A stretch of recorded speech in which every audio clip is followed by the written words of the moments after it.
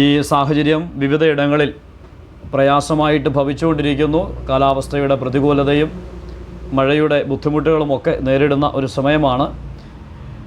അതിൻ്റെ മധ്യത്തിൽ അല്പസമയം നമുക്ക് മാറി വേറിട്ട് ആശ്വസിക്കുവാനും ദൈവവചനം ധ്യാനിപ്പാനും കർത്താവ് അനുവദിക്കുന്നതോർത്ത് കർത്താവിന് എല്ലാ മഹത്വവും അർപ്പിക്കുന്നു. ശ്രദ്ധിക്കുന്ന എല്ലാ പ്രിയപ്പെട്ടവർക്കും യേശുക്രിസ്തുവിൻ്റെ നാമത്തിൽ ഒരിക്കൽ കൂടി വന്ദനവും സ്നേഹവും അറിയിക്കുന്നു.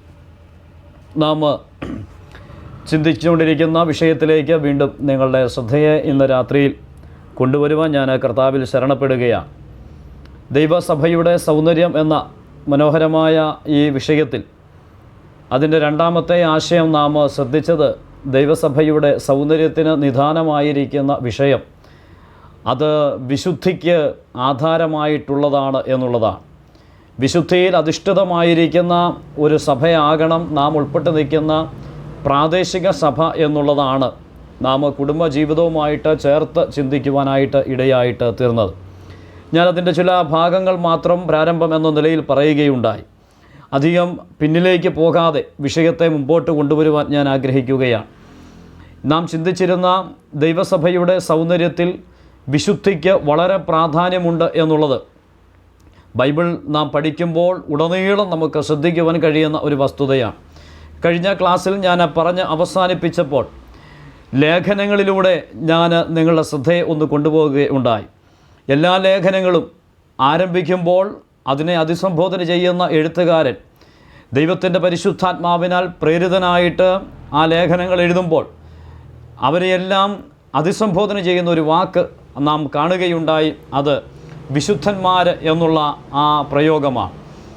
ദൈവത്തിൻ്റെ വചനം പുതിയ നിയമ വിശ്വാസികൾക്ക് കർത്താവിൽ വിശ്വസിച്ച് വീണ്ടും ജനനം പ്രാപിച്ച ദൈവജനത്തെ വിളിച്ചിരിക്കുന്ന പേര് വിശുദ്ധന്മാർ എന്നാണ്. അതുകൊണ്ടാണല്ലോ പത്രോസ് അപ്പോസ്തലൻ പറയുന്ന വാക്ക്, അന്ധകാരത്തിൽ നിന്ന് തൻ്റെ അത്ഭുത പ്രകാശത്തിലേക്ക് നിങ്ങളെ വിളിച്ചവൻ്റെ സദ്ഗുണങ്ങളെ ഘോഷിപ്പാൻ തക്കവണ്ണം തിരഞ്ഞെടുക്കപ്പെട്ട ജാതിയും രാജകീയ പുരോഹിത വർഗവും, അടുത്ത വാക്ക് വിശുദ്ധ വംശവുമാകുന്നു എന്നാണ്. അപ്പോൾ അങ്ങനെയുള്ള ഒരു വിശുദ്ധ ഗണത്തിലേക്കാണ് നാം എത്തിപ്പെട്ടിരിക്കുന്നത്. നമുക്കെല്ലാമുള്ള പേര് വിശുദ്ധന്മാർ എന്നാണ്. പ്രവൃത്തികളുടെ പുസ്തകം 9-ാം അധ്യായം 32-ാം വാക്യത്തിൽ നാം വായിക്കുന്നുണ്ട്, ലുദ്ദയിൽ പാർക്കുന്ന വിശുദ്ധന്മാരുടെ അടുക്കൽ ചെന്ന് എന്ന് വായിക്കുന്നുണ്ട്. എബ്രായ ലേഖനത്തിൽ ലേഖന എഴുത്തുകാരൻ 3-ാം അധ്യായത്തിൻ്റെ പ്രാരംഭവാക്യത്തിൽ പറയുന്ന വാക്ക്, അതുകൊണ്ട് വിശുദ്ധ സഹോദരന്മാരെ സ്വർഗീയ വിളിക്ക് ഓഹരിക്കാരായുള്ളവരെ എന്നാണ് അഭിസംബോധന ചെയ്യുന്നത്. മാത്രമല്ല കൊരിന്ത്യർക്കെഴുതിയ 1-ാം ലേഖനം 14-ാം അധ്യായം 34-ാം വാക്യം നാം നോക്കുമ്പോൾ അവിടെ വിശുദ്ധന്മാരുടെ സർവ്വസഭ എന്നുള്ള പ്രയോഗം നമുക്ക് കാണുവാനായിട്ട് കഴിയുന്നുണ്ട്. അപ്പോൾ പുതിയ നിയമത്തിൽ പ്രാദേശിക സഭകളെയൊക്കെ അഭിസംബോധന ചെയ്തപ്പോൾ അതിൻ്റെ എഴുത്തുകാർ വിളിച്ചിരുന്ന പേര് വിശുദ്ധന്മാർ എന്നുള്ളതായിരുന്നു. അങ്ങനെയെങ്കിൽ ഞാനും നിങ്ങളും ഉൾപ്പെട്ട് നിൽക്കുന്ന പ്രാദേശിക സഭ എന്ന് പറയുന്നത് അത് വിശുദ്ധന്മാരുടെ ഒരു കൂട്ടമാണ്. അപ്പോൾ തന്നെ ആ വിശുദ്ധന്മാരുടെ കൂട്ടമായിരിക്കുമ്പോൾ ആ ദൈവസഭയ്ക്ക് കാണേണ്ടത്, അത് ബാഹ്യമായിട്ട് വെളിപ്പെടേണ്ടത് വിശുദ്ധിയിൽ അധിഷ്ഠിതമായി ജീവിക്കുന്ന ദൈവജനത്തിൻ്റെ കൂട്ടായ്മ എന്ന നിലയിലായിരിക്കണം. ഈ കാലഘട്ടങ്ങളിൽ ഈ വിശുദ്ധിയോടുള്ള ബന്ധത്തിൽ അല്പം അഡ്ജസ്റ്റ്മെൻ്റൊക്കെ സംഭവിക്കുന്നതായിട്ട് കാണുവാൻ കഴിയുന്നുണ്ട്. ജാതികളായിരിക്കുന്ന ആളുകൾ ജീവിക്കുന്നത് പോലെ ജീവിക്കുകയും ദൈവസഭയിൽ കടന്നു വരികയും ചെയ്യുക, ദുർമാർഗികളായിട്ട് ജീവിക്കുന്നത് പോലെ ജീവിക്കുക, ദൈവസഭയിൽ കടന്നു വരിക, ഏത് നിലയിലും വചന വിപരീതമായിട്ട് 6 ദിവസം ജീവിക്കുകയും 7-ാം ദിവസം ദൈവത്തെ ആരാധിക്കുവാൻ മടിയില്ലാതെ കടന്നു വരികയും ചെയ്യുന്ന ആളുകളെ സംബന്ധിച്ച് നാം പരിശോധിക്കുമ്പോൾ ലോകം അതൊരു വിശുദ്ധിയുള്ള സഭ എന്ന് പറയുകയില്ല. അവിടെയാണ് ദൈവസഭയുടെ സൗന്ദര്യം ചോർന്നു പോകുവാൻ ഇടയായിട്ട് തീരുന്നത്. ഞാൻ പഴയ നിയമത്തിൽ നിന്ന് ചില ആശയങ്ങൾ ഈ വിഷയത്തോടുള്ള ബന്ധത്തിൽ ഒന്ന് ചൂണ്ടിക്കാണിക്കാം.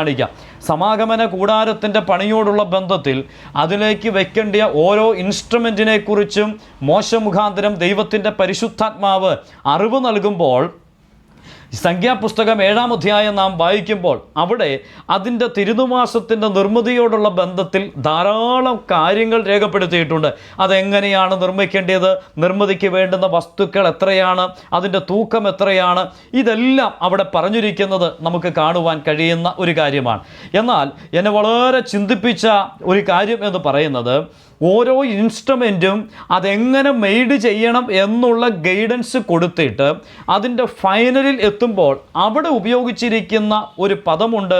ധാരാളം തവണ ആ പദം ഇവിടെ ഉപയോഗിച്ചിട്ടുണ്ട്. ഏകദേശം 12 തവണയോളം ഈ സംഖ്യാപുസ്തകം 7-ാം അധ്യായത്തിൽ നമുക്ക് ആ പദം കാണുവാൻ കഴിയും. അവിടെ ഉപയോഗിച്ചിരിക്കുന്ന വാക്ക് ഇങ്ങനെയാണ്: വിശുദ്ധ മന്ദിരത്തിലെ തൂക്കപ്രകാരം എന്ന ഒരു പദമാണ്. എന്താ ഇത് പറഞ്ഞതിൻ്റെ സാരം?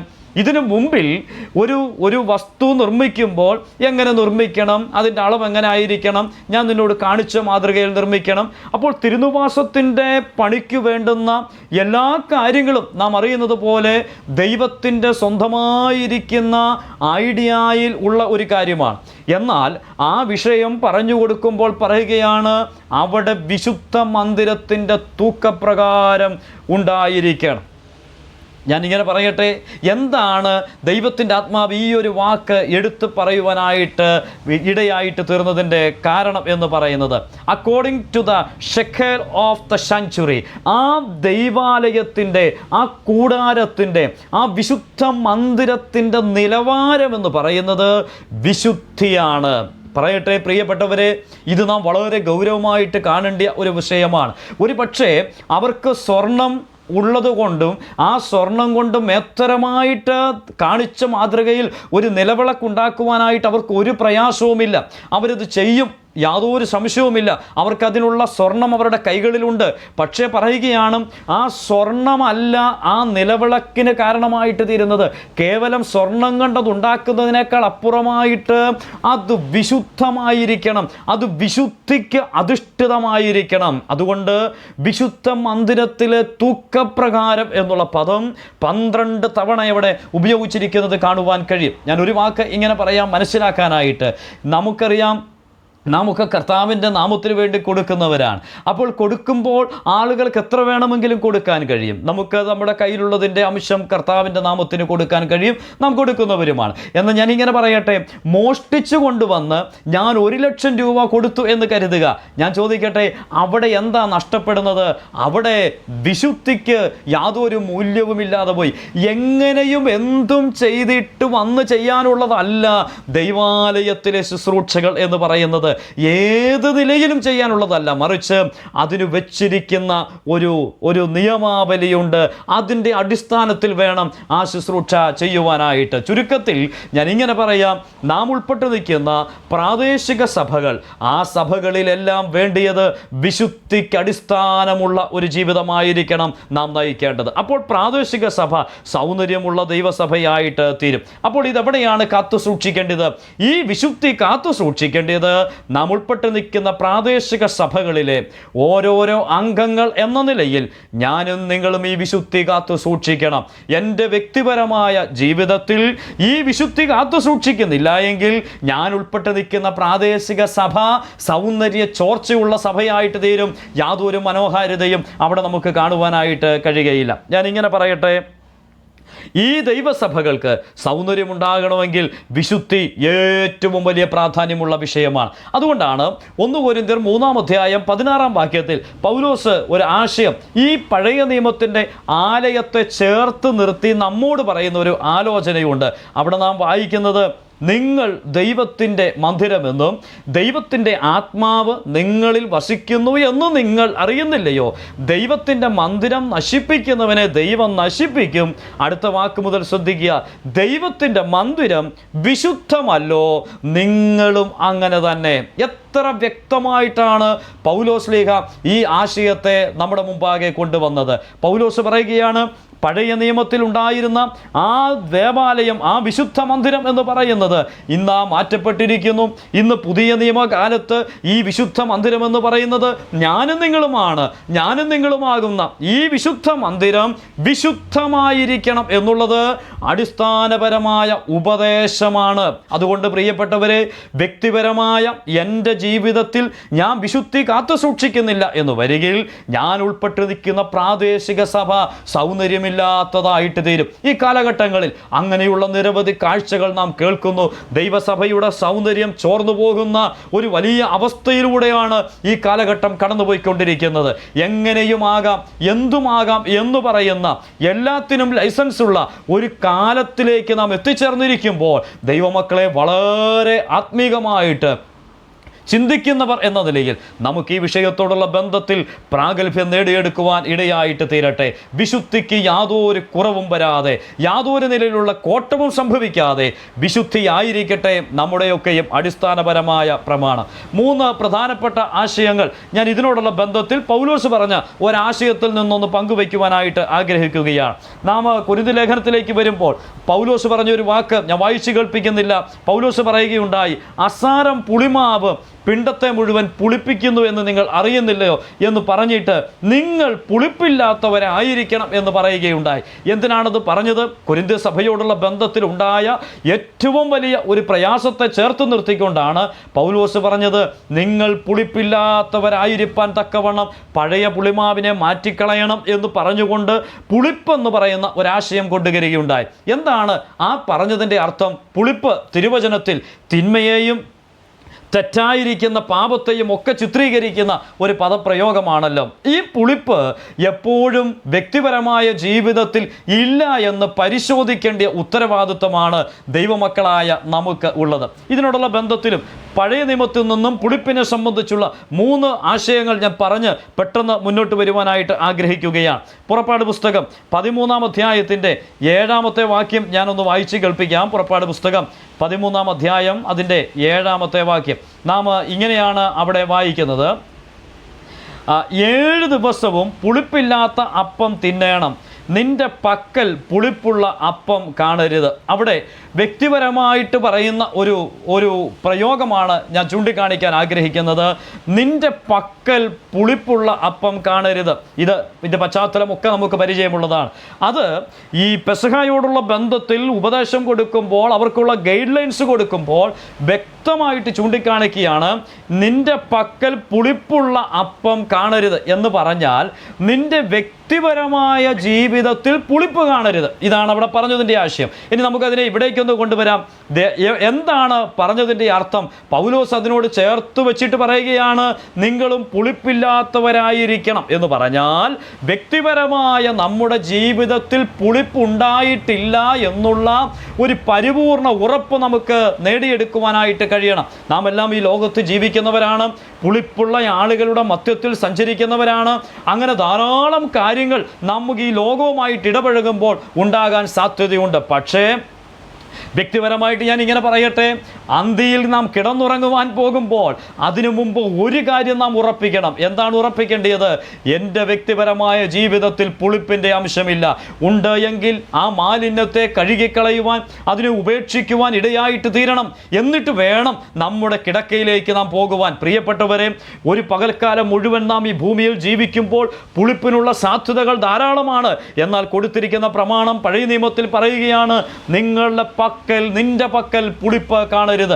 ഒരു ഗ്രഹനാഥൻ എന്ന നിലയിലായിരിക്കാം ആ വാക്ക് ഉപയോഗിച്ചിരിക്കുന്നതെങ്കിൽ ഒരു ഗ്രഹനാഥനോട് പറയുകയാണ്, നിന്റെ പക്കൽ പുളിപ്പ് കാണരുത്. ഒരു സഹോദരിയോടെങ്കിൽ പറയുകയാണ്, നിന്റെ പക്കൽ പുളിപ്പ് കാണരുത്. പ്രിയപ്പെട്ടവരെ, വ്യക്തിപരമായ ജീവിതത്തിൽ പുളിപ്പില്ലാത്ത ഒരവസ്ഥ ഉണ്ടാകണം. ഇനി 12-ാം അധ്യായം 15-ാമത്തെ വാക്യം നോക്കുക.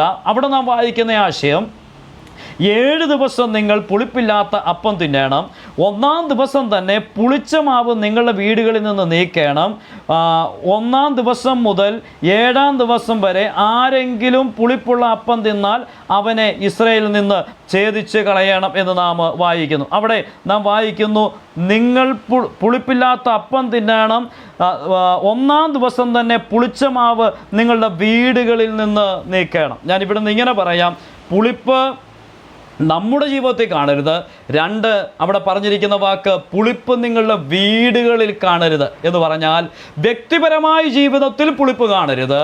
2-ാമത്തെ ഉപദേശം പറയുകയാണ്, നിന്റെ വീട്ടിൽ പുളിപ്പ് കാണരുത്. ഇത് പറയുമ്പോൾ വിവിധ തരത്തിലുള്ള പുളിപ്പുകൾ നമ്മുടെ വീടുകളിൽ സാധ്യതയുണ്ട് കാണുവാനായിട്ട്. എന്നാൽ പറയാം, കൃത്യമായ നിലയിൽ ഈ വിഷയത്തോടുള്ള ബന്ധത്തിൽ കൊടുത്ത ഉപദേശത്തിൽ പറയുകയാണ്, നിന്റെ വീട്ടിൽ പുളിപ്പ് കാണരുത്. വ്യക്തിപരമായ ജീവിതത്തിൽ ഇല്ല എന്നൊരു കുടുംബനാഥൻ എന്ന നിലയിൽ ഞാൻ ഉറപ്പിക്കുമ്പോൾ അടുത്തതായിട്ട് ഞാൻ ചെയ്യേണ്ട ഒരു കാര്യമുണ്ട്. ഒരു കുടുംബനാഥൻ എന്ന നിലയിൽ എൻ്റെ വീട്ടിൽ പുളിപ്പുണ്ടായിട്ടില്ല എന്ന് ചിന്തിക്കണം. ഞാൻ പലപ്പോഴും ചിന്തിക്കുന്ന ഒരു കാര്യമുണ്ട്. ഈ യെരിഹോ പട്ടണത്തിൻ്റെ മുമ്പാകെ പോയ ഇസ്രായേൽ മക്കൾ അതിനെ അതിജീവിച്ചു. അതിനേക്കാൾ കൊച്ചു പട്ടണമായിരുന്ന ഹായി പട്ടണത്തിന് മുമ്പാകെ തോറ്റോടേണ്ടതായിട്ട് വന്നു. ഒരു വലിയ പരാജയം നേരിട്ടു. അങ്ങനെ ഇരിക്കുന്ന സമയത്താണ് യോശുവ ദൈവസന്നിധിയിലേക്ക് ചെന്ന് സാഷ്ടാംഗം വീണ് നിലവിളിക്കുന്നത്. ആ നിലവിളിക്ക് ഉത്തരമെന്നവണ്ണം സ്വർഗത്തിലെ ദൈവം യോശുവയോട് പറഞ്ഞു, നീ എഴുന്നേൽക്ക്, ഇങ്ങനെ കിടക്കുന്നത് എന്ത് എന്ന് പറഞ്ഞിട്ട് അടുത്ത വാക്ക് പറയാം, ഇസ്രായേൽ പാപം ചെയ്തിരിക്കുന്നു. ആ പാപത്തിൻ്റെ കാരണമൊക്കെ കണ്ടുപിടിച്ചു. ഓരോരുത്തരെയും ഗോത്രമായി, കുലമായി, വ്യക്തിപരമായി, കുടുംബമായി, വ്യക്തിപരമായിട്ട് വിളിച്ചു കൊണ്ടുവന്ന് ദൈവസന്നിധിയിൽ കൊണ്ടുവരുമ്പോൾ അവിടെ വെച്ച് ആഖാൻ പിടിക്കപ്പെടുകയാണ്. ഇനി നിങ്ങൾ ആഖാൻ്റെ ചരിത്രം നോക്കിയാൽ അറിയാം. ആഖാൻ എന്ന് പറയുന്ന മനുഷ്യനെ കല്ലെറിഞ്ഞ് തീ വെച്ച് ചുട്ടുകളഞ്ഞു എന്ന് നാം വായിക്കുന്നുണ്ട്. അങ്ങനെ ആ മനുഷ്യനെ കൊല്ലുമ്പോൾ അവനെയും അവൻ്റെ കുടുംബത്തെയും നശിപ്പിച്ചതായിട്ടാണ് രേഖപ്പെടുത്തിയിരിക്കുന്നത്. ഞാൻ പലപ്പോഴും ചിന്തിച്ചു, ആഖാൻ എന്ന വ്യക്തിയാണ് കണ്ടത്, ആഖാൻ എന്ന വ്യക്തിയാണ് മോഹിച്ചത്, ആഖാൻ എന്ന വ്യക്തിയാണ് കണ്ടു മോഹിച്ച് അത് എടുത്തത്, ആഖാൻ എന്ന വ്യക്തിയാണ് കണ്ടു മോഹിച്ചെടുത്തിട്ടത് കുഴിച്ചിട്ടത്. ഇത് മുഴുവൻ ചെയ്തത് ആഖാൻ എന്ന ആ മനുഷ്യനായിരുന്നുവെങ്കിൽ എന്തിനാണ് പിന്നെ അതിൻ്റെ ശിക്ഷ ആ കുടുംബം ഏറ്റുവാങ്ങിയത്? അതിൻ്റെ ഉത്തരമെന്ന് പറയുന്നത് ആ വീട്ടിൽ പുളിപ്പ് വന്നു. ആ വീട്ടിൽ വന്ന പുളിപ്പിനെ സംബന്ധിച്ച് തീർച്ചയായിട്ടും ആഖാന്റെ ഭാര്യ അറിഞ്ഞിട്ടുണ്ട്, ആഖാന്റെ മക്കൾ അറിഞ്ഞിട്ടുണ്ട്. കാരണം അവൻ കുഴിച്ചിട്ടത് ആ വീടിൻ്റെ കൂടാരത്തിൻ്റെ അകത്താണ്. ആ കൂടാരത്തിനകത്ത് കുഴിയെടുത്തപ്പോൾ ന്യായമായ നിലയിൽ ആ ഭാര്യ ചോദിച്ചു കാണും, മക്കൾ ചോദിച്ചു കാണും. എങ്കിലും അവരാരും മിണ്ടാതെ ആ രഹസ്യത്തെ തലോടിയതുകൊണ്ട് ആരും അറിയാത്ത അതീവമായ ആ രഹസ്യത്തിന് മുമ്പാകെ അവർ പരാജയപ്പെട്ടു. അവരുടെ കുടുംബത്തിലുണ്ടായ പാപം ആ കുടുംബത്തെ ശിഥിലത്തിലേക്ക് നയിക്കുവാനായിട്ട് ഇടയായിട്ട് തീർന്നു. ഇന്ന് രാത്രി ദൈവജനത്തോട് ഞാൻ ഇങ്ങനെ പറയട്ടെ, ഈ പ്രമാണം ഞാനും നിങ്ങളും കാത്തു സൂക്ഷിക്കണം. വ്യക്തിപരമായ ജീവിതത്തിൽ ഒരു നിലയിലും പുളിപ്പ് കാണുവാൻ പാടില്ല. 2, എൻ്റെ വീട്ടിൽ പുളിപ്പില്ല എന്നുള്ള ഉറപ്പ് ഞാനിപ്പോഴും നേടിയിരിക്കണം. യാതൊരു തരത്തിലുള്ള മാലിന്യവും നമ്മുടെ കുടുംബങ്ങളിലൊന്നും വരാതെ ഇരിക്കട്ടെ. 3, ഈ 13-ാം അധ്യായത്തിൻ്റെ മുമ്പേ വായിച്ച 7-ാം വാക്യത്തിൻ്റെ 2-ാം ഭാഗത്ത് നാം ഇങ്ങനെ വായിക്കുന്നു, നിന്റെ അതിർക്കകത്തെങ്ങും പുളിച്ച മാവും കാണരുത്. അവിടെ പറയുക, നിന്റെ അതിരിനകത്ത് പുളിച്ച മാവ് കാണരുത്. അപ്പോൾ 1, നിന്റെ പക്കൽ കാണരുത്. 2, നിന്റെ വീട്ടിൽ കാണരുത്. 3, നിന്റെ അതിരിനകത്തെങ്ങും പുളിച്ച മാവ് കാണല്ല. എന്താ അത് പറഞ്ഞത്? നിന്റെ ബൗണ്ടറി എപ്പോഴും സേഫ് ആയിരിക്കണം. നീ പാർക്കുന്ന നിന്റെ ദേശത്തിൽ ആ ചുറ്റുപാടുകളിൽ യാതൊരു നിലയിലും പുളിപ്പ് സംഭവിക്കരുത്. നിങ്ങൾക്കറിയാം, ഒരു കാലത്ത് നമ്മുടെയൊക്കെ വീടുകളിൽ നായ്ക്കളെ വളർത്തിയിരുന്നു. നമ്മുടെയൊക്കെ മതിൽ കെട്ടിയതിന് ശേഷം അവിടെ നല്ലൊരു പട്ടിക്കൂട് നമ്മൾ പണിത് വയ്ക്കുമായിരുന്നു വീടിൻ്റെ മുൻഭാഗത്ത് തന്നെ. അവിടെ നല്ലൊരു ഡോഗിനെ നമ്മൾ അതിൻ്റെ അകത്തിടുമായിരുന്നു. അതിൻ്റെ കാരണം ആ ഭവനം സൂക്ഷിക്കുവാൻ വേണ്ടിയാണ്. എന്നാൽ ഈ കാലഘട്ടത്തിൽ എല്ലാവരും ഒന്നും ചെയ്യുന്നില്ല. അതിന് ഭക്ഷണം കൊടുക്കുക ഒക്കെ വളരെ ബുദ്ധിമുട്ടായ കാര്യമാണ്. മറ്റെവിടെയെങ്കിലും യാത്ര ചെയ്യണമെങ്കിലൊക്കെ വളരെ ബുദ്ധിമുട്ടായതുകൊണ്ട് ഒട്ടുമിക്ക വീടുകളിലും ആ കാര്യങ്ങൾ ചെയ്യുന്നില്ല. എന്നാൽ നിങ്ങൾക്കറിയാം, ഈ കാലഘട്ടങ്ങളിൽ ഈ സാങ്കേതിക വിദ്യ ഏറ്റവും ഉന്നതിയിൽ നിൽക്കുന്ന ഈ കാലഘട്ടത്തിൽ അതിനാളുകൾ ചെയ്യുന്ന ഒരു കാര്യമുണ്ട്. വീടിൻ്റെ 4 കോണിലും CCTV ക്യാമറകൾ സ്ഥാപിച്ചിട്ടുണ്ട്. അത് സ്ഥാപിച്ചിട്ട് നമ്മൾ പോകുമ്പോൾ നമ്മുടെ മൊബൈലിൽ തന്നെ അതിൻ്റെ വേണ്ടുന്ന അപ്ഡേറ്റുകൾ വന്നുകൊണ്ടിരിക്കും. അവിടെ ഒരു ചലനമുണ്ടായാൽ ഉടൻ തന്നെ നോട്ടിഫിക്കേഷൻ നമുക്ക് വരും. നമ്മുടെ മൊബൈലിൽ നോക്കുമ്പോൾ അറിയാം, വീടിൻ്റെ ഉമ്മറത്ത് ആളുകൾ വന്നു നിൽക്കുന്നു, അല്ലെ വീടിൻ്റെ ഉമ്മറത്തൂടെ ഒരു ഡോഗ് നടന്നു പോയാൽ അതുപോലും നമ്മുടെ മൊബൈലിൽ നമുക്ക് അപ്പോൾ തന്നെ എവിടെ ഇരുന്നാലും അറിയുവാൻ കഴിയുന്ന ഒരു കാലത്തിലാണ് നാം ജീവിക്കുന്നത്. ഞാൻ ചോദിക്കട്ടെ, നാം ഈ ഭൂമിയിൽ കെട്ടിപ്പൊക്കിയിരിക്കുന്ന ഈ കൂറ്റൻ ഭവനങ്ങളുടെ 4 കോണുകളിലുമായിട്ട് പണിതു വച്ചിരിക്കുന്ന, നാം സ്ഥാപിച്ചിരിക്കുന്ന ഈ ചെറിയ CCTV ക്യാമറകൾ കൊണ്ട് നമ്മുടെ കൈകളിലേക്ക് അവിടെ നടക്കുന്ന ഓരോ ചലനവും അറിയാൻ കഴിയുന്നുവെങ്കിൽ ആ കെട്ടിടത്തോടുള്ള ബന്ധത്തിൽ നാം എത്രത്തോളം തൽപരരാണ്, ആ കെട്ടിടത്തിൻ്റെ സുരക്ഷയോടുള്ള ബന്ധത്തിൽ നാം എത്രത്തോളം സസൂക്ഷ്മമായിട്ടാണ് നിരീക്ഷിക്കുന്നത്. ഇവിടെയാണ് ദൈവമക്കളെ നാം മനസ്സിലാക്കേണ്ട ഒരു യാഥാർത്ഥ്യം. അങ്ങനെയാണെങ്കിൽ വ്യക്തിപരമായ നമ്മുടെ ജീവിതത്തിലും കുടുംബപരമായ ജീവിതത്തിലും ഞാനും നിങ്ങളും സൂക്ഷിക്കേണ്ട ഒരു കാര്യമുണ്ട്. എൻ്റെ അതിര് വളരെ സേഫാണ്. ഏത് നിലയിൽ? വിശുദ്ധിയുടെ കാര്യത്തിൽ. ദൈവത്തിൻ്റെ വചനം യാതൊരു നിലയിലും പറയാത്ത കാര്യങ്ങൾ ചെയ്യുവാനോ പറഞ്ഞ കാര്യങ്ങൾ ചെയ്യാതിരിക്കുവാനോ ഇടയാകാതെ ആ കാര്യങ്ങളിലൊക്കെ വിശുദ്ധി കാത്തു സൂക്ഷിക്കണം. വിശുദ്ധിയുടെ വ്യത്യസ്തമായ മേഖലകളെക്കുറിച്ച് പറയണമെന്ന് എനിക്കുണ്ട്. അതിനെൻ്റെ സമയം അനുവദിക്കുന്നില്ല. നിങ്ങൾക്ക് ചിന്തിക്കുവാനായിട്ട് കഴിയും. ഇവിടെ ഇവിടെ ധാർമ്മികമായ വിശുദ്ധി, ഉപദേശപരമായ വിശുദ്ധി, വ്യക്തിപരമായ ജീവിതത്തോടുള്ള ബന്ധത്തിലുള്ള വിശുദ്ധി, ഇതൊക്കെയും വളരെ പ്രാധാന്യമർഹിക്കുന്ന വിഷയമാണ്. എന്നാൽ ആ നിലയിൽ ചിന്തിക്കുവാനായിട്ട് സമയം അനുവദിക്കാത്തത് കൊണ്ട് ഞാൻ മുന്നോട്ട് പോകട്ടെ. അതുകൊണ്ട് നമ്മുടെ വ്യക്തിപരമായ ജീവിതത്തിലും കുടുംബജീവിതത്തിലും നമ്മുടെ അതിരനകത്തും യാതൊരു തലത്തിലുള്ള അശുദ്ധിയും വ്യാപിച്ചിട്ടില്ല എന്ന് നാം ഉറപ്പിക്കേണ്ടത് ആവശ്യമാണ്. നാം ഏവരും അറിയുന്നത് പോലെ നമ്മുടെ കർത്താവ് പരസ്യ ശുശ്രൂഷയുടെ സമയത്ത് മത്തായിയുടെ സുവിശേഷം 21-ാം അധ്യായം അതിൻ്റെ 12-13 വാക്യങ്ങളിലേക്കൊക്കെ നമ്മൾ വരുമ്പോൾ അവിടെ കർത്താവ് ദേവാലയത്തിലേക്ക് വന്നതായിട്ട് നാം വായിക്കുന്നുണ്ട്. ആ ദേവാലയത്തിൽ കർത്താവ് വരുമ്പോൾ ദേവാലയത്തിൽ വന്നതിൻ്റെ ഉദ്ദേശം എന്താ? ദേവാലയത്തിൽ ഒരു ശുദ്ധീകരണം നടത്താൻ വന്നതാണ്. കർത്താവ് പറയാം, എൻ്റെ ആലയം പ്രാർത്ഥനാലയം എന്ന് വിളിക്കപ്പെടും. പക്ഷേ ഇന്ന് ആ പ്രാർത്ഥനാലയം എന്തായി മാറി? അത് കള്ളന്മാരുടെ ഗുഹയായി മാറി. അത് വാണിഭക്കാരെ കൊണ്ട് നിറഞ്ഞു. കച്ചവടക്കാർ തിമിർത്താടുന്ന ഒരു കേന്ദ്രമായിട്ട് ഈ ദൈവത്തിൻ്റെ ആലയം തീർന്നു. കർത്താവ് അവരെയൊക്കെ ചാട്ടവാറിന് അടിച്ച് പുറത്താക്കിയതായിട്ട് നാം വായിക്കുന്നുണ്ട്. എന്ന് പറഞ്ഞാൽ വിശുദ്ധി കാത്തു സൂക്ഷിക്കേണ്ട ഇടമായി ആ ഇടം ബിസിനസ്സായിട്ട് മാറിയിരിക്കുന്നു. അയ്യോ, എത്രയോ പരിതാപകരമായ അവസ്ഥയാണ്. കർത്താവ് അവിടെ ഒരു വലിയ ശുദ്ധീകരണം നടത്തി. എന്തിനാണ് നടത്തിയത്? ഒരു പാഠം നമുക്ക് പറഞ്ഞു തരികയാണ്. ശുദ്ധീകരണമാണ് ഏറ്റവും പ്രാധാന്യമുള്ള വിഷയം. വിശുദ്ധി അതിന് വളരെ പ്രാധാന്യമുണ്ട് എന്നുള്ളത് നമ്മെ ഓർപ്പിച്ചു. അപ്പോൾ പഴയ നിയമത്തിൽ സമാഗമന കൂടാരത്തോടുള്ള ബന്ധത്തിൽ എപ്രകാരം വിശുദ്ധിക്ക് പ്രാധാന്യമുണ്ടായിരുന്നോ അതേ നിലയിൽ ഒരു പുതിയ നിയമ വിശ്വാസിയെ പൗലോസ് ചൂണ്ടിക്കാണിച്ചിട്ട് പറയുകയാണ്, നിങ്ങൾ വിശുദ്ധമാണ്, ദൈവത്തിൻ്റെ ആത്മാവ് നിങ്ങളുടെ ഉള്ളിൽ വസിക്കുന്നു എന്ന കാരണത്താൽ you are the temple of living God, ജീവനുള്ള ദൈവത്തിൻ്റെ ആലയങ്ങളാണ് നിങ്ങൾ ഓരോരുത്തരും. അതുകൊണ്ട് ആ ആലയം വിശുദ്ധമായിട്ടിരിക്കേണ്ടത് ആവശ്യമാണ്. ഞാനിങ്ങനെ പറയട്ടെ ദൈവമക്കളെ, ഈ പ്രായോഗിക പാഠം ഞാനും നിങ്ങളും ഏറ്റവും കൃത്യതയോടെ പാലിക്കുന്നില്ല എന്ന് വരികിൽ നമ്മൾ ഉൾപ്പെട്ട് നിൽക്കുന്ന പ്രാദേശിക സഭയുടെ സൗന്ദര്യത്തിന് കോട്ടം സംഭവിക്കും, സംശയമില്ല. ഞാൻ ഒരു വാക്കൂടെ അതിനോടുള്ള ബന്ധത്തിൽ പറഞ്ഞിട്ട് ഭാഗം വിട്ട് മുന്നോട്ട് പോകട്ടെ. ഈ ആവർത്തന പുസ്തകം 23-ാം അധ്യായം അതിൻ്റെ 14-ാം വാക്യത്തിലേക്ക് നിങ്ങളുടെ ശ്രദ്ധയെ ഞാനത് കൊണ്ടുവരികയാണ്. അവിടുത്തെ വിഷയം അതിൻ്റെ കോണ്ടക്സ്റ്റും മറ്റൊന്നാണ് എന്ന് വരികിലും ഞാനൊരു ആശയം പറയാനായിട്ടൊന്ന് കൊണ്ടുവരിക. ആവർത്തന പുസ്തകം 23-ാം അധ്യായം അതിൻ്റെ 14-ാമത്തെ വാക്യം. ആവർത്തന പുസ്തകം 23-ാം അധ്യായം അതിൻ്റെ 14-ാമത്തെ വാക്യം. അവിടെ നാം ഇങ്ങനെ വായിക്കുന്നു, നിന്റെ ദൈവമായ യഹോവ നിന്നെ രക്ഷിപ്പാനും ശത്രുക്കളെ നിനക്ക് ഏൽപ്പിച്ചു തരുവാനും നിന്റെ പാളയത്തിൻ്റെ മധ്യേ നടക്കുന്നു. നിങ്ങൾ വൃത്തികേട് കണ്ടിട്ട് അവൻ നിന്നെ വിട്ടകലാതിരിപ്പാൻ നിന്റെ പാളയം ശുദ്ധിയുള്ളതായിരിക്കണം. ഈ പറഞ്ഞതിൻ്റെ പശ്ചാത്തലം നമ്മൾ ഈ ചിന്തിക്കുന്ന വിഷയവുമായിട്ട് വരുന്നൊരു വിഷയമല്ല. എന്നാൽ അവിടെ നിന്ന് ഒരു കാര്യം ഞാൻ ചൂണ്ടിക്കാണിക്കാൻ ആഗ്രഹിക്കുക. അവിടെ പറഞ്ഞിരിക്കുന്നതിൻ്റെ ആശയമെന്ന് പറഞ്ഞാൽ അവർ വിസർജ്യത്തിന് പോകുന്ന ഒരു വിഷയത്തോടുള്ള ബന്ധത്തിലാണ് പറയുന്നത്. അവർ വിസർജ്യത്തോടുള്ള ബന്ധത്തിൽ പോകുമ്പോൾ അവർക്കൊരു ഉപദേശം കൊടുക്കുകയാണ്.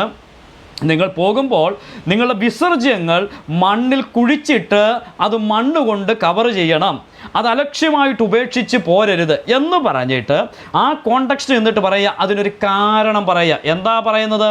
നിന്റെ ദൈവമായ യഹോവ നിന്നെ രക്ഷിപ്പാനും ശത്രുക്കളെ ഏൽപ്പിച്ചു തരുവാനും നിന്റെ പാളയത്തിൻ്റെ മധ്യേ നടക്കുന്നു. നിന്റെ ദൈവമായ യഹോവ, നിന്നെ രക്ഷിക്കുന്ന യഹോവ, ശത്രുക്കളുടെ മുമ്പിൽ നിന്ന് നിനക്ക് വിടുതൽ തരുന്ന യഹോവ എവിടെയാണ് നടക്കുന്നത്? നിന്റെ മിഡ്സ്റ്റിൽ, നിന്റെ മധ്യത്തിലൂടെ നടക്കുകയാണ്. എന്നിട്ട് അടുത്ത വാക്ക് നിങ്ങൾ ശ്രദ്ധിക്കുക, നിങ്ങൾ വൃത്തികേട് കണ്ടിട്ട് അവൻ നിന്നെ വിട്ടകലാതിരിപ്പാൻ നിന്റെ പാളയം ശുദ്ധിയുള്ളത് ആയിരിക്കണം. പ്രിയപ്പെട്ടവരെ, ആക്ഷരികമായിട്ടുള്ള ഒരു വിഷയത്തെ ചൂണ്ടിക്കാണിച്ചിട്ട് പറയുകയാണ്, നിന്റെ മാലിന്യങ്ങൾ, നിന്റെ വിസർജ്യങ്ങൾ മണ്ണിൽ കുഴിച്ചിടണം. അതിൻ്റെ കാരണം നീ വസിക്കുന്ന ഇടത്ത് നിന്റെ ഇടയിലൂടെ ഞാൻ നടക്കുന്നുണ്ട്, ഞാൻ നിന്റെ മധ്യത്തിലൂടെ നടക്കുന്നത് കൊണ്ട് നിന്റെ പാളയം ശുദ്ധിയുള്ളതായിരിക്കണം. ഇനി അടുത്ത ആശയം, നിങ്ങൾ വൃത്തികേട് കണ്ടിട്ട് അവൻ നിന്നെ വിട്ടകന്ന് പോകാൻ ഇടയായിട്ട് തീരരുത്. എത്രത്തോളം ഗൗരവമുള്ളൊരു വിഷയമാണ്. നിങ്ങൾ വൃത്തികേട് കാണില്ല. ആ വൃത്തികേടെന്ന് പറയുന്ന വിഷയം ഇതാണ്. എന്നാൽ ഞാനതിനെ ചേർത്ത് പറയുക, വ്യക്തിപരമായി നിങ്ങൾ ഒരു അശുദ്ധി കണ്ടാൽ ഈ ദൈവത്തിന് നിന്റെ മധ്യത്തിലൂടെ നടക്കാൻ കഴിയുകയില്ല. ഇനി പുതിയ നിയമത്തിലേക്കൊന്ന് വന്നേ. വെളിപ്പാട് പുസ്തകത്തിൽ കൊടുക്കുന്ന 7 സഭയ്ക്കുള്ള ദൂതിൽ ആ സഭ ഏതാണെന്ന് ചൂണ്ടിക്കാണിക്കുവാൻ അവിടെ ഒരു നിലവിളക്കിനെ നമുക്ക് കാണുവാൻ കഴിയുന്നുണ്ട്. 7 നിലവിളക്കുകൾ 7 സഭകൾ ആകുന്നു. ആ നിലവിളക്കിനെ സംബന്ധിച്ച് പഠിക്കുമ്പോൾ ആ നിലവിളക്കിനോടുള്ള ബന്ധത്തിൽ പറയുകയാണ്, നിലവിളക്കുകളുടെ മധ്യത്തിലൂടെ നടക്കുന്നവൻ അരുളി ചെയ്യുന്നു. അരുളി ചെയ്യുന്നത് ആരാ? അവിടെ അരുളി ചെയ്യുന്നത് നമ്മുടെ കർത്താവിനെ കുറിച്ച് പറയുക. അവൻ എവിടെ നടക്കുന്നു? നിലവിളക്കുകളുടെ നടുവിലൂടെ നടക്കുന്നവനാണ്. പ്രിയപ്പെട്ടവരെ, ഇന്നു രാത്രി പറയാം, ഈ ആശയം അവിടേക്കൊന്ന് കൊണ്ടുവരിക. നിലവിളക്കിന് നടുവിലൂടെ നടക്കുന്നവൻ നിങ്ങൾ വൃത്തികേട് കണ്ടിട്ട് നിന്നെ വിട്ട് അകന്നു പോകാതിരിപ്പാൻ നിന്റെ പാളയം ശുദ്ധിയുള്ളതായിരിക്കണം. എത്ര ഗൗരവകരമായൊരു വിഷയമാണ്. ഞാനും നിങ്ങളും ഉൾപ്പെട്ട് നിൽക്കുന്ന പ്രാദേശിക സഭയിൽ ഒരു വ്യക്തിയുടെ ജീവിതത്തിലോ കുടുംബത്തിലോ യാതൊരു തരത്തിലുമുള്ള അശുദ്ധി ഉണ്ടാകുവാൻ പാടില്ല എന്നുള്ളത് ഒരു ദൈവീക പ്രമാണമാണ്. അത് ഞാനും നിങ്ങളും കാത്തു സൂക്ഷിക്കാത്ത പക്ഷം അതിൻ്റെ സൗന്ദര്യം ചോർന്നു പോകും. ഒരു വലിയ ചോർച്ച അവിടെ ഉണ്ടാകും. അതിൻ്റെ മനോഹാരിത നഷ്ടപ്പെട്ടു പോകും. ഞാനിങ്ങനെ പറയട്ടെ, നാം എത്രത്തോളം ഗൗരവം ഈ വിഷയത്തിന് കൊടുക്കുന്നുണ്ട്. ഈ വിഷയത്തെ നമ്മൾ അതിപ്രാധാന്യമായിട്ട് കാണുവാൻ ഇടയായിട്ട് തീരട്ടെ. കുടുംബജീവിതത്തിൽ വിശുദ്ധിക്ക് കോട്ടം സംഭവിച്ചാൽ തീർച്ചയായിട്ടും അത് ആ കുടുംബജീവിതത്തെ ഉലച്ചു കളയുന്നത് പോലെ ഭാര്യ ഭർത്താക്കന്മാർക്കിടയിലുള്ള ഏതെങ്കിലും തരത്തിലുള്ള അശുദ്ധി ഉണ്ടായാൽ ആ അശുദ്ധി അവരുടെ കുടുംബജീവിതത്തെ താറുമാറാക്കുമെന്നുള്ളതിന് യാതൊരു സംശയവുമില്ലാത്തതുപോലെ ഇന്നു രാത്രി ദൈവമക്കളെ, ദൈവസഭ അത് കർത്താവിൻ്റെ പവിത്രമായ രക്തത്താൽ നമ്മെ ശുദ്ധീകരിച്ച രക്തമാണ്. ആ രക്തത്തിൻ്റെ വിലയായിരിക്കുന്ന ദൈവത്തിൻ്റെ ജനത്തിൻ്റെ ഇടയിൽ ഒരിക്കൽ പോലും അശുദ്ധി വരുവാൻ പാടില്ല. ഇത് പരിശോധിച്ചേ മതിയാവുകയുള്ളൂ. അത് പരിശോധിപ്പാൻ നമുക്കിടയായിട്ട് തീരണം. കർത്താവ് പുളിപ്പിനെ കുറിച്ച് പറഞ്ഞപ്പോൾ പരീശന്മാരുടെ പുളിച്ചമാവും ഹേരോദാമിൻ്റെ പുളിച്ചമാവും എന്നൊക്കെ പറഞ്ഞിട്ടുണ്ട്. ഞാൻ ഓർപ്പിച്ചല്ലോ, ഇവിടെ നിങ്ങളുടെ വിചിന്തനത്തിന് വേണ്ടി ഞാൻ വിടുകയാണ്. ഉപദേശപരമായ വിഷയത്തോടുള്ള ബന്ധത്തിലും വ്യക്തിപരമായ ജീവിത വിശുദ്ധിയോടുള്ള ബന്ധത്തിലും ഈ വിഷയത്തെ നിങ്ങൾ ചിന്തിക്കുവാൻ ഇടയായിട്ട് തീരണം. അത്രയും പറഞ്ഞ് ഞാൻ ആ ഭാഗം അവസാനിപ്പിക്കട്ടെ. ഇനിയും നാം എപ്പോഴും ചിന്തിക്കുന്ന ഒരു വാക്കൂടെ പറഞ്ഞ് ഞാൻ ആ ഭാഗം രണ്ടാമത്തെ ആശയവും വിടുകയാണ്. സമയം നമ്മുടെ മുമ്പിലില്ലല്ലോ. 5-ാം സങ്കീർത്തനത്തിൽ 7-ാം വാക്യം നമ്മൾ സാധാരണ ആരാധനയ്ക്ക് എപ്പോഴും വായിക്കുന്ന ഒരു സങ്കീർത്തനമാണ്. അവിടെ ദാവീദ് പറയുന്ന ഒരു വാക്ക് ഇങ്ങനെയാണ്: ഞാനോ നിന്റെ കൃപയുടെ ബഹുത്വത്താൽ നിന്റെ ആലയത്തിലേക്ക് ചെന്ന് നിന്റെ വിശുദ്ധ മന്ദിരത്തിന് നേരെ നിങ്കലുള്ള ഭക്തിയോടെ ആരാധിക്കും. ഞാൻ നിന്റെ ആലയത്തിലേക്ക് ചെന്ന് നിന്റെ വിശുദ്ധ മന്ദിരത്തിന് നേരെ നിങ്കലുള്ള ഭക്തിയോടെ ആരാധിക്കും. ആ വിശുദ്ധ മന്ദിരത്തെക്കുറിച്ചുള്ള ദാവീദിൻ്റെ സങ്കല്പം, വിശുദ്ധ മന്ദിരത്തിന് നേരെ നിങ്കലുള്ള ഭക്തിയോടെ ആരാധിക്കും എന്ന് പറയുമ്പോൾ അതിൻ്റെ കാരണമെന്ന് പറയുന്നത് വിശുദ്ധമായ ഒരു ജീവിതത്തോടെ ഞാൻ നിൻ്റെ സന്നിധിയിൽ വരുമെന്നാണ്. അതിന് മുമ്പിലും പിമ്പിലുമുള്ള വാക്യങ്ങൾ ഇപ്പോൾ എനിക്ക് ചിന്തിക്കുവാൻ കഴിയുന്നതല്ല, സമയമില്ലല്ലോ. ഞാനിങ്ങനെ പറയട്ടെ, ദാവീദ് പരാജയത്തെക്കുറിച്ച് പറയുകയാണ്. അതിൻ്റെ പിമ്പിലുള്ള വാക്യങ്ങളിൽ അതിക്രമക്കാരെക്കുറിച്ച് പറയുന്നുണ്ട്, ആ ദുഷ്ടനെക്കുറിച്ച് പറയുന്നുണ്ട്, വ്യക്തിപരമായ അനേക പാപങ്ങൾ, ദൈവം ക്ഷമിക്കാത്തതും പൊറുക്കാത്തതുമായ പാപങ്ങളൊക്കെ ദാവീദ് പറയുന്നുണ്ട്. എന്നാൽ അതിന് ശേഷം പറയുക, ഞാനോ നിൻ്റെ കൃപയുടെ ബഹുത്വത്താൽ ഞാൻ നിൻ്റെ ആലയത്തിലേക്ക് വന്നു നിന്റെ വിശുദ്ധ മന്ദിരത്തിന് നേരെ. പറയട്ടെ, ആ വിശുദ്ധ മന്ദിരത്തിന് ഒറ്റ യോഗ്യതയുള്ളൂ, അത് വിശുദ്ധി എന്നുള്ള യോഗ്യതയാണ്. എനിക്ക് വിശുദ്ധ മന്ദിരത്തിൽ ചെല്ലാനുള്ള യോഗ്യത ഞാൻ വിശുദ്ധനായിരിക്കണം എന്നുള്ളതാണ്. ഇന്ന് രാത്രിയിൽ ദൈവമക്കളെ, ഇതിന് നാം വളരെ പ്രാധാന്യം കൊടുക്കുവാൻ ഇടയായിട്ട് തീരട്ടെ. ഈ കാലഘട്ടം, ഈ തലമുറ ആ വിഷയത്തോടുള്ള ബന്ധത്തിൽ ഗൗരവം നഷ്ടപ്പെടുത്തിക്കൊണ്ടിരിക്കുന്ന ഒരു തലമുറയാണ്. ഏതു നിലയിലുമാകാം, എങ്ങനെയുമാകാം, എന്തുമാകാം എന്നുള്ള ഒരു സങ്കല്പം എല്ലായിടത്തും ഉണ്ടായിട്ടുണ്ട്. തലമുറകൾ ചോദിക്കുന്ന ഒരു ചോദ്യമുണ്ട്. ആ ചോദ്യം ഇങ്ങനെയാണ്: അവരത് ചെയ്തല്ലോ, അവർക്കാകാം, എന്തുകൊണ്ട് നമുക്കായിക്കൂടാ? പ്രിയപ്പെട്ടവരെ, ഇങ്ങനെയുള്ള നിരവധി ചോദ്യങ്ങൾ ഉയർന്നു വരുമ്പോൾ അതിൻ്റെ മധ്യത്തിൽ ഞാനും നിങ്ങളും സൂക്ഷിക്കണം. ചുരുക്കമായിട്ട് ഞാൻ ഇങ്ങനെ പറയട്ടെ, എൻ്റെ കുഞ്ഞുങ്ങൾ പോലും സ്കൂളിൽ പോയിട്ട് വരുമ്പോൾ അവർ പോലും ചില സംശയങ്ങൾ ചോദിക്കാറുണ്ട്. ആ ചോദിക്കുന്ന സംശയം ഇതാണ്: പപ്പ, ഞങ്ങളുടെ സ്കൂളിൽ പഠിക്കുന്ന ഇന്ന കുട്ടി ഇന്നതുപോലെ ചെയ്യുന്നു, ഞങ്ങൾക്ക് എന്തുകൊണ്ട് ചെയ്തുകൂടാ? പ്രിയപ്പെട്ടവരെ, ഈ ഒരു കാലത്തിലേക്ക് നാം എത്തി നിൽക്കുമ്പോൾ വിശുദ്ധരും അശുദ്ധരും ഒരുപോലെ മിങ്കിൾ ചെയ്ത് ഏത് നിലയിലും ജീവിക്കുവാൻ കഴിയുമെന്ന് വെളിപ്പെടുത്തിക്കൊണ്ട് പോകുമ്പോൾ അതിൻ്റെ മധ്യത്തിൽ വിശുദ്ധിക്ക് പ്രാധാന്യം ചെയ്ത് ഒരു ജീവിതം നയിപ്പാൻ കർത്താവ് നമുക്ക് കൃപ നൽകി സഹായിക്കുമാറാകട്ടെ. അതുകൊണ്ട് ദൈവസഭയുടെ അടിസ്ഥാനപരമായ സൗന്ദര്യത്തിന് കാരണമായിട്ടിരിക്കുക എന്ന് പറയുന്നത് അത് വിശുദ്ധിയിൽ അധിഷ്ഠിതമാണ് എന്ന രണ്ടാമത്തെ ആശയം ഞാൻ അവിടെ ഫുൾ സ്റ്റോപ്പ് ഇടുവാനായിട്ട് ആഗ്രഹിക്കുകയാണ്. മൂന്നാമത്തെ ആശയത്തിലേക്ക് വളരെ പെട്ടെന്ന് നമുക്ക് കടന്നു വരാം. മൂന്നാമത്തെ ആശയം നാം ദൈവസഭയുടെ സൗന്ദര്യത്തോടുള്ള ബന്ധത്തിൽ ചിന്തിക്കുന്നതിൽ മൂന്നാമതായിട്ട് കുടുംബജീവിതവുമായിട്ട് ചേർത്ത് നിർത്തിക്കൊണ്ട് ഒരാശയം പങ്കുവയ്ക്കട്ടെ. എഫെസ്യ ലേഖനം 5-ാം അധ്യായം അതിൻ്റെ 31-ാമത്തെ വാക്യത്തിലേക്ക് നമ്മുടെ ശ്രദ്ധയെ ഒന്ന് കൊണ്ടുവരാം. എഫെസ്യ ലേഖനം 5-ാം അധ്യായം അതിൻ്റെ 31-ാമത്തെ വാക്യം.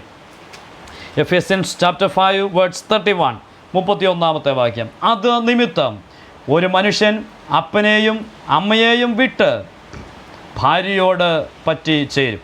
ഇവിടെ പൗലോസ് പറഞ്ഞിട്ട് അടുത്ത വാക്കൂടെ ചേർത്ത് പറയുന്നു, ഇരുവരും ഒരു ദേഹമായി തീരും. എന്താ പറഞ്ഞതിൻ്റെ ആശയം? കുടുംബജീവിതവുമായിട്ട് ബന്ധപ്പെട്ട് അതിപ്രാധാന്യമർഹിക്കുന്ന ഒരു വിഷയം. ആ വിഷയമാണ് നമുക്കിവിടെ കാണുവാനായിട്ട് കഴിയുന്നത്. ഒരിക്കൽ പോലും ഇന്ന് വരെയും പ്രത്യക്ഷമായിട്ട് കാണാത്ത ഒരു കാര്യമാണ് ഇവിടെ പറഞ്ഞിരിക്കുന്നത്. എന്താ പറഞ്ഞത്? ഇരുവരും ഒരു ദേഹമായിട്ട് തീരും. അപ്പനെയും അമ്മയെയും വിട്ടുപിരിഞ്ഞ് ഭാര്യയോട് പറ്റിച്ചേരും. അവരിരുവരും ഒരു ദേഹമായിട്ട് തീരും. ഉൽപ്പത്തി പുസ്തകത്തിൽ അതിനോടുള്ള ബന്ധത്തിൽ പറയുമ്പോൾ ഇനി അവർ മേലാൽ രണ്ടല്ല എന്നാണ് പറഞ്ഞിരിക്കുന്നത്. രണ്ട് വ്യക്തിത്വങ്ങൾ, സ്ത്രീയും പുരുഷനും രണ്ടുപേരും ഒരു വ്യക്തിയുടെ ഇരുവശങ്ങളിൽ നിൽക്കുക എന്ന് വിചാരിക്കുക. ഇവർ രണ്ടുപേരും നിൽക്കുമ്പോൾ തന്നെ പറയുകയാണ്, ഇനി ഇവർ മേലാൽ രണ്ടല്ല, പിന്നെയോ ഇവരിനിയും ഒരു ദേഹമായിട്ട് തീരുന്നു, അവരിനി ഒന്നാണ്. ഇതെത്രത്തോളം നമുക്ക് മനസ്സിലാക്കാൻ കഴിയുന്ന ഒരു യാഥാർത്ഥ്യമാണ്. ആ പറഞ്ഞതിൻ്റെ അർത്ഥം എന്താണ്? ആ പറഞ്ഞതിൻ്റെ അർത്ഥം അവിടെ ഒരു ആത്മീക അർത്ഥമാണ് പറയുന്നത്. ഇവർ രണ്ടല്ല, ഇവർ ഒന്നാണ് എന്ന് പറഞ്ഞാൽ ഇവർ ഐക്യതയുള്ളവരായിട്ട് തീരുന്നു, ഇവർ യൂണിറ്റി ഉള്ളവരായിട്ട് തീരുന്നു. ഇവർ രണ്ടുപേരും രണ്ട് വ്യക്തികളായി ഇരിക്കുമ്പോൾ തന്നെ they are become one. അവർ രണ്ടുപേരും ഒന്നായിട്ട് തീർന്നിരിക്കുന്നു. ഇതൊരു വലിയ ആത്മീക സത്യമാണ്. എന്നിട്ട് പൗലോസ് അടുത്ത വാക്ക് 32-ാം വാക്യം ചേർത്ത് അതിനോട് ചേർത്താണ് പറയുന്നത്, ഇരുവരും ഒരു ദേഹമായി തീരുമെന്ന് പറഞ്ഞിട്ട് പറയാണ്, ഈ മർമ്മം വലിയത്, ഞാൻ ക്രിസ്തുവിനെയും സഭയെയും ഉദ്ദേശിച്ചത്രേ പറയുന്നത്. അപ്പോൾ കുടുംബജീവിതവുമായിട്ട് ബന്ധപ്പെടുത്തിക്കൊണ്ട് പൗലോസ് പറയുന്ന ഈ ആശയത്തിൽ ഈ മൂന്നാമത്തെ ആശയം ഞാൻ പറയാൻ ആഗ്രഹിക്കുകയാണ്. അത് യൂണിറ്റിയെ കുറിക്കുന്ന ഒരു ആശയമാണ്, ഐക്യതയെ സംബന്ധിച്ചുള്ള വിഷയമാണ്. കുടുംബജീവിതത്തിൻ്റെ നിലനിൽപ്പ് നാം കണ്ടു. ഒന്ന്, അത് സ്നേഹത്തിൽ അധിഷ്ഠിതമാണ്. രണ്ട്, അത് വിശുദ്ധിയിൽ അധിഷ്ഠിതമാണ്. മൂന്ന്, അത് യൂണിറ്റിയിൽ അധിഷ്ഠിതമാണ്. ഇതിനപ്പുറത്ത് മറ്റൊരു വാക്യം പോലും ചൂണ്ടിക്കാണിക്കാനായിട്ടില്ല. കാരണം രണ്ട് വ്യക്തിത്വങ്ങൾ രണ്ടായി നിൽക്കുമ്പോൾ തന്നെ, സ്ത്രീയും പുരുഷനും രണ്ടായിട്ട് നിൽക്കുമ്പോൾ തന്നെ ബൈബിൾ വെളിപ്പെടുത്തുന്നു അവർ ഒന്നാണ്, അവരൊന്നായിട്ട് തീർന്നിരിക്കുന്നു, അവരൊന്നാണ്. ഇന്നു മുതൽ മേലാലവർ രണ്ടല്ല ഒന്നത്രേ എന്ന് പറഞ്ഞിരിക്കുന്നു. അതിൻ്റെ അർത്ഥം അവർ ഐക്യതയോടെ, യൂണിറ്റിയോടെ, ഹൃദയം കൊണ്ട് ഒന്നായിട്ട് തീർന്നിരിക്കുന്നു. ഇതൊരു വലിയ മാർമിക സത്യമാണ്. ദൈവമക്കളെ, ഞാനും നിങ്ങളും മുമ്പോട്ട് നയിച്ചു കൊണ്ടിരിക്കുന്ന കുടുംബജീവിതം, ദീർഘമായ കാലങ്ങളായി കുടുംബജീവിതം നയിക്കുന്ന പ്രിയപ്പെട്ടവരാണല്ലോ എന്നെ ശ്രദ്ധിക്കുന്നത്. ഈ ആത്മീക സത്യത്തിൻ്റെ യാഥാർത്ഥ്യം നിങ്ങൾക്കറിയാം. അന്നും ഇന്നും നമ്മൾ രണ്ടായിട്ട് തന്നെയാണ്. പക്ഷേ അതിനപ്പുറത്ത് കൊടുത്തിരിക്കുന്ന ആത്മീക സത്യം എന്താണ്? നമ്മൾ മേലെ രണ്ടല്ല ഒന്നാണ്, ഒന്നായിട്ട് തീർന്നിരിക്കുന്നു. അതിൻ്റെ വ്യത്യസ്തമായ തലങ്ങളിലേക്ക് കുടുംബജീവിതവുമായിട്ട് ബന്ധപ്പെടുത്തി ഞാൻ സംസാരിക്കാൻ ആഗ്രഹിക്കുന്നില്ല. എന്നാൽ നമ്മുടെ വിഷയത്തിലേക്ക് വരാം. ഇവിടെ ചൂണ്ടിക്കാണിക്കുവാൻ ദൈവത്തിൻ്റെ ആത്മാവ് ആഗ്രഹിച്ചത് ഇവരുടെ ഇടയിലുള്ള ഐക്യതയെ സംബന്ധിച്ചാണ്. ഇവർ ഐക്യതയിൽ, യൂണിറ്റിയിൽ ഒന്നായിട്ട് തീരുക എന്നുള്ളതാണ്. ഈ പ്രമാണം വളരെ നാം കാത്തു സൂക്ഷിക്കേണ്ട ഒരു പ്രമാണമാണ്. അതുകൊണ്ടാണ് ഇത് പറയുമ്പോൾ ഇവരെ സെപ്പറേറ്റ് ചെയ്യാൻ യാതൊരു മനുഷ്യർക്കും കഴിയുകയില്ല. നാം അതൊക്കെ വിവാഹത്തോടുള്ള ബന്ധത്തിൽ പറയാറുള്ള ഒരു കാര്യമാണല്ലോ. എന്നാൽ 1 കൊരിന്ത്യർ 7-ാം അധ്യായത്തിൻ്റെ 5-ാമത്തെ വാക്യം ഞാൻ നിങ്ങളുടെ ശ്രദ്ധയിലേക്ക് ഒന്ന് കൊണ്ടുവരാം. 1 കൊരിന്ത്യർ 7-ാം അധ്യായം 5-ാമത്തെ വാക്യം. അവിടെ നാം വായിക്കുന്നത് ഇങ്ങനെയാണ്: പ്രാർത്ഥനയ്ക്ക് അവസരമുണ്ടാവാൻ ഒരു സമയത്തേക്ക് പരസ്പര സമ്മതത്തോടെ അല്ലാതെ തമ്മിൽ വേർപെട്ടിരിക്കരുത്. അപ്പോൾ ഇവർ രണ്ടുപേരും ഒന്നാണ്. ആ ഉപദേശത്തിൻ്റെ അടിസ്ഥാനത്തിലിരിക്കുമ്പോൾ അവർക്ക് സെപ്പറേറ്റ് ആയിട്ടിരിക്കാൻ പോലും വചനം അനുശാസിക്കുന്നില്ല. ഇനി ചേർത്ത് പറഞ്ഞാൽ മറ്റൊരു കാര്യം കൂടെ പറഞ്ഞാൽ, ഒരു പെർമിഷൻ കൊടുത്തിരിക്കുകയാണ് പ്രാർത്ഥനയ്ക്ക് വേണ്ടി.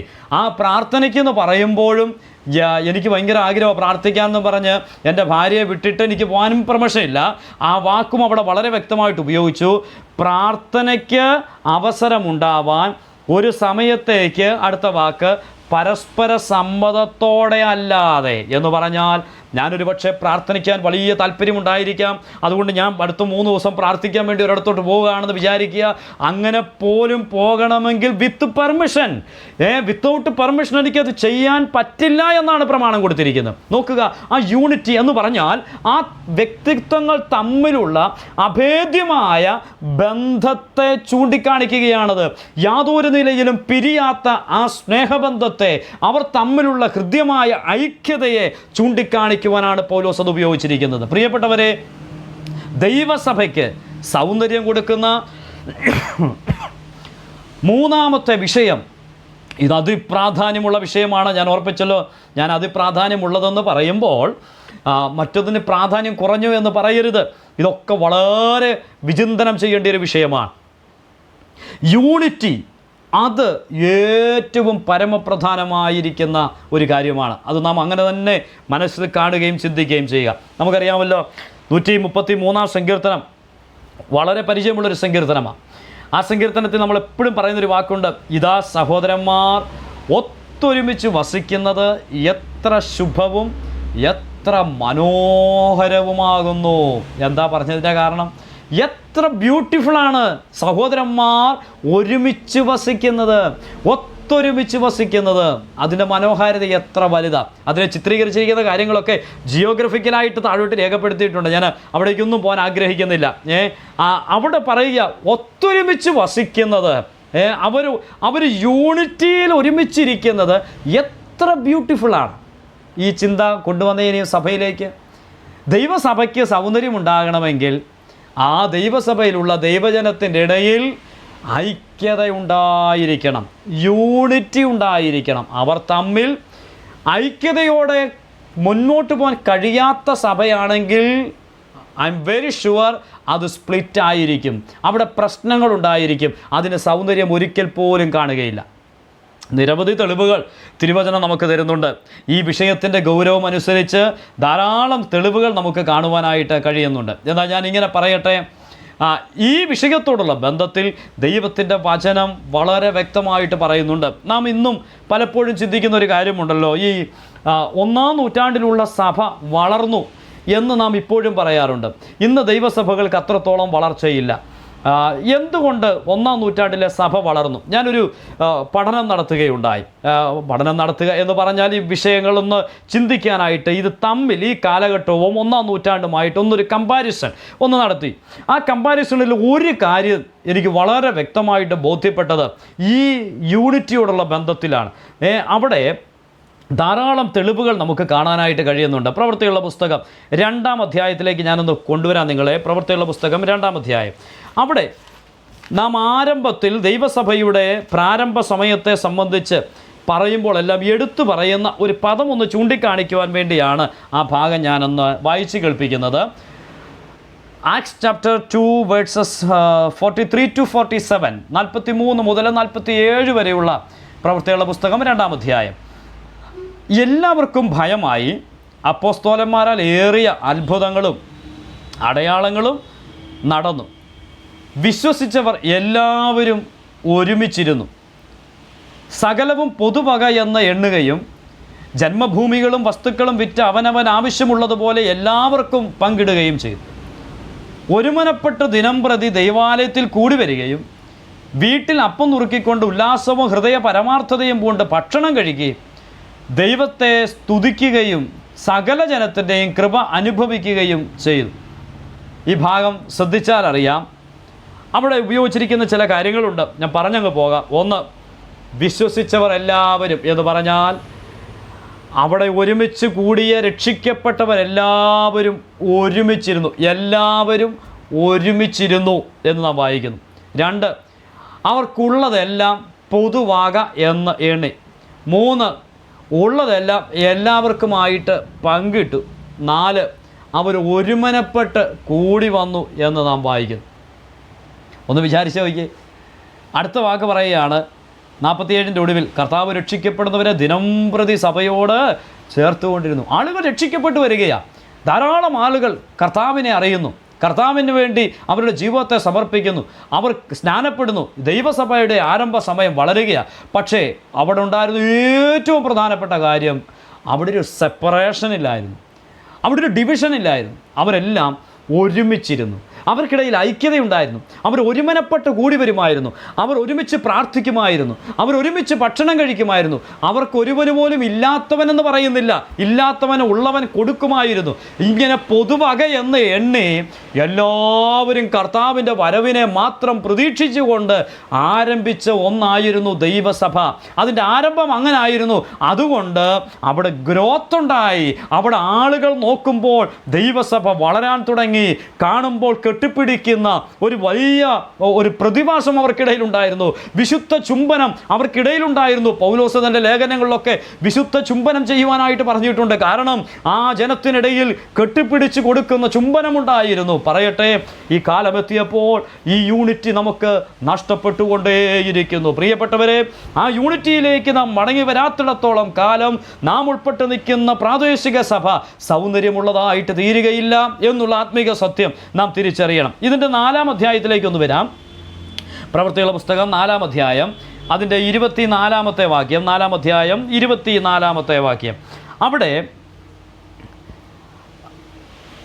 23 മുതൽ ഞാൻ വായിക്കുന്നു. വിട്ടയച്ച ശേഷം അവർ കൂട്ടാളികളുടെ അടുക്കൽ ചെന്ന മഹാപുരോഹിതന്മാരും മൂപ്പന്മാരും തങ്ങളോട് പറഞ്ഞതെല്ലാം അറിയിച്ചു. അടുത്ത വാക്ക് 24-ാം വാക്യം. അത് കേട്ടിട്ട് അവർ ഒരുമനപ്പെട്ട് ദൈവത്തോട് വിളിച്ച് പറഞ്ഞത് എന്ന് നാം വായിക്കുന്നു. ഒരുമനപ്പെട്ട് വിളിച്ച് പറഞ്ഞത്.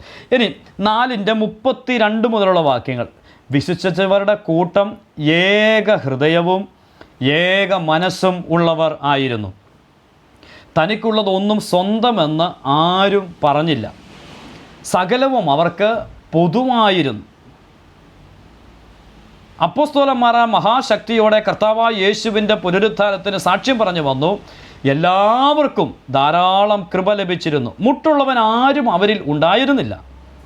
നിലങ്ങളുടെയോ വീടുകളുടെയോ ഉടമസ്ഥരായവർ ഒക്കെയും അവയെ വിറ്റ് വില കൊണ്ടുവന്ന് അപ്പോസ്തലന്മാരുടെ കാൽക്കൽ വയ്ക്കും. പിന്നെ ഓരോരുത്തന് അവനവൻ്റെ ആവശ്യം പോലെ വിഭാഗിച്ച് കൊടുക്കും. നോക്കിക്കേ, ന്യായാധിപ സംഘത്തിന് മുമ്പാകെ നാം 4-ാം അധ്യായത്തിലേക്ക് വരുമ്പോൾ ന്യായാധിപ സംഘത്തിന് മുമ്പാകെ ഇവരെ കൊണ്ടു നിർത്തി ചോദ്യം ചെയ്യുകയാണ്.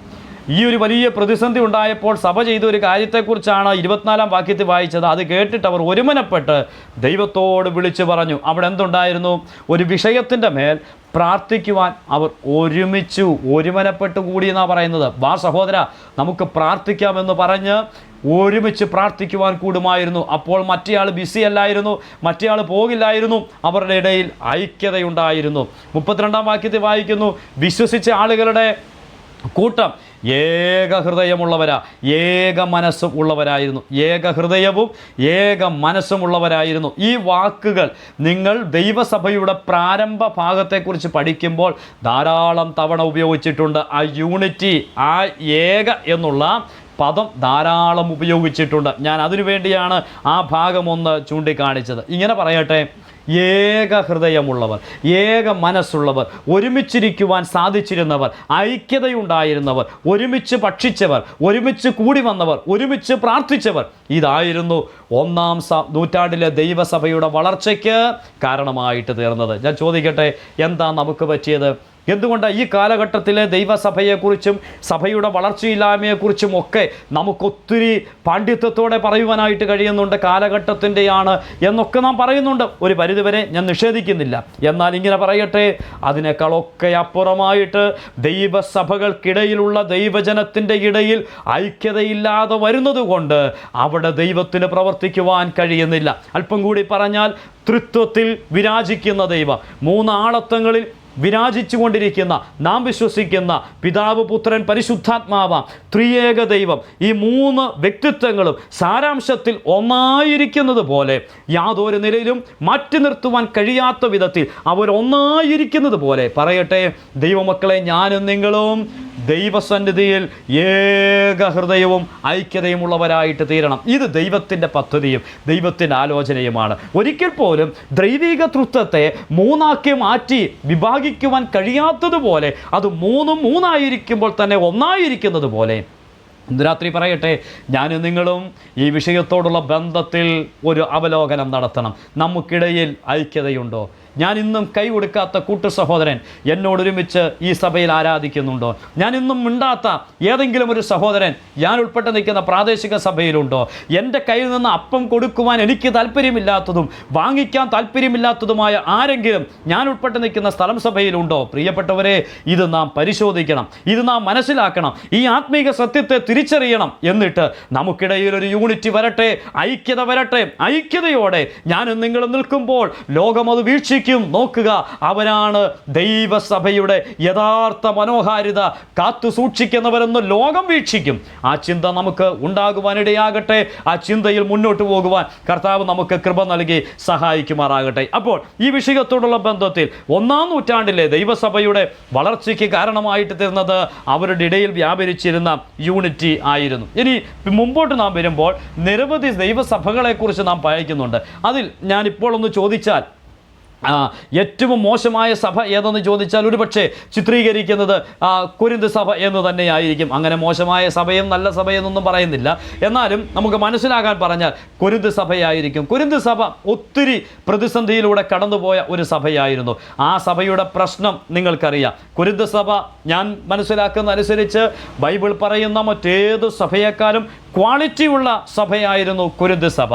അതിലേക്കൊന്നും ഞാൻ പോകാൻ ആഗ്രഹിക്കുന്നില്ല. പക്ഷേ ഈ കൊരിന്ത് സഭ എന്തുകൊണ്ട് പരാജയപ്പെട്ടു എന്നുള്ളത് മാത്രം ഞാനൊന്ന് പറയാം. കൊരിന്ത്യർക്ക് എഴുതിയ 1-ാം ലേഖനത്തിലേക്ക് ഒന്ന് വരാം.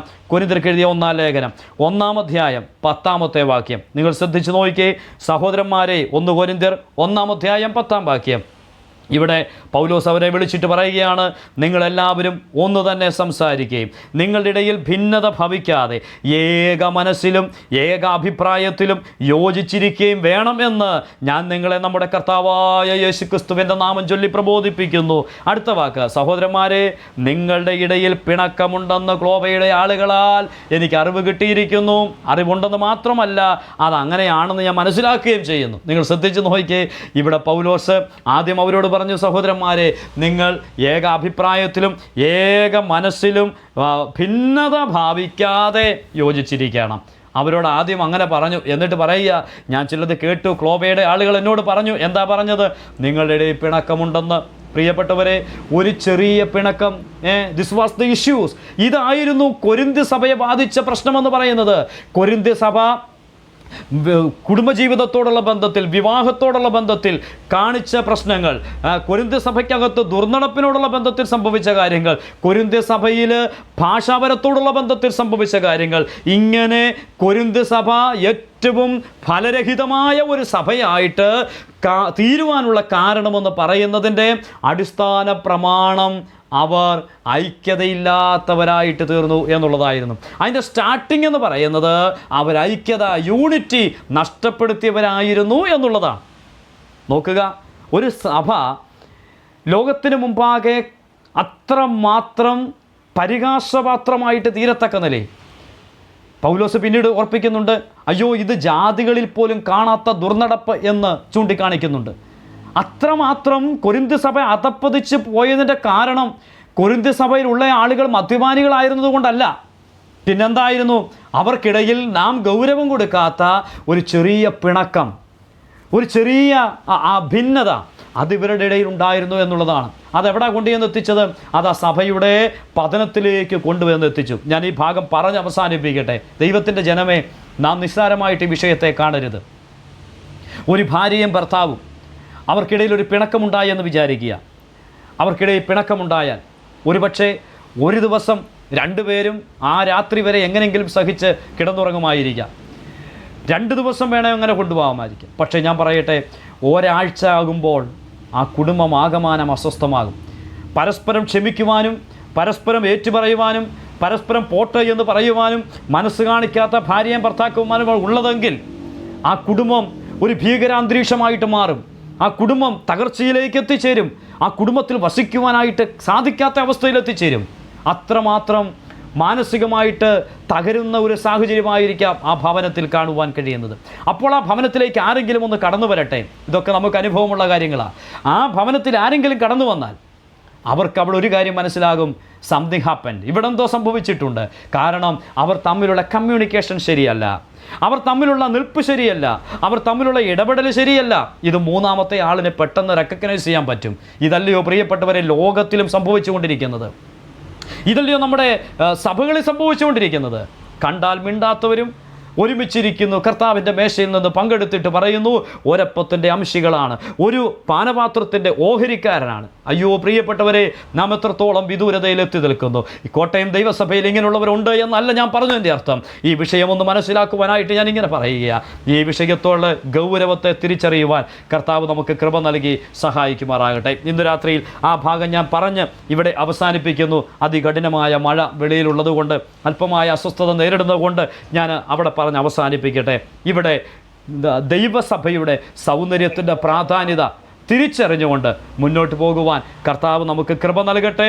ദൈവസഭയുടെ സൗന്ദര്യത്തിൻ്റെ മൂന്നാമത്തെ കാരണം അത് യൂണിറ്റിയിൽ അടിസ്ഥാനപ്പെട്ടതാണ് എന്നുള്ളതാണ്. കർത്താവ് അനുവദിച്ചാൽ അതിൻ്റെ മറ്റ് ആശയങ്ങൾ നമുക്ക് പിന്നാലെ ചിന്തിക്കാം. കർത്താവ് നമ്മെ സഹായിക്കട്ടെ. ഇന്നു രാത്രിയിൽ കേട്ട ദൈവത്തിന് മുമ്പാകെ നമ്മെ തന്നെ നമുക്കൊന്ന് താഴ്ത്താം. നമ്മുടെ കുറവുകളെ ദൈവത്തിൻ്റെ പരിശുദ്ധാത്മാവ് ചൂണ്ടിക്കാണിച്ചു എന്ന് വരികിൽ അതിന് നമുക്ക് ഏറ്റുപറയാം.